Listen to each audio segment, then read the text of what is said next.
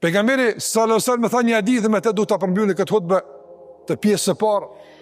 Në varrim e tha, në varrim ku hape një varr për jetë vdekur, ku tek e fundit ai ku më fut në dheu do të mbi ta. Megjithatë, duke hapur varrin në një pjesë nuk e rregulluan pak si duhet. Jo në kuptim të rregullit juridik, e pranueshme ishte, po në kuptim të rregullimit estetik. Edhe në varr me pas estetik, edhe varri me kon mirë, po, ku të prek dora muslimanit, prek me estetik, me elegancë, me ato që është me e mira, jo shkel e shka, jo me injorim dhe përbuzje.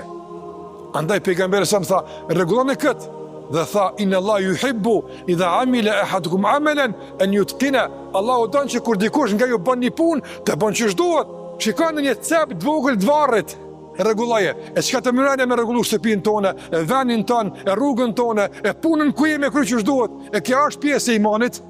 Padyshim se po. Padyshim se po. Andaj shikoj imani sa përmbajtësor është, sa kuptim plot është, sa domethënës është dhe sa i rëndësishëm për jetën është kur kuptohet si duhet.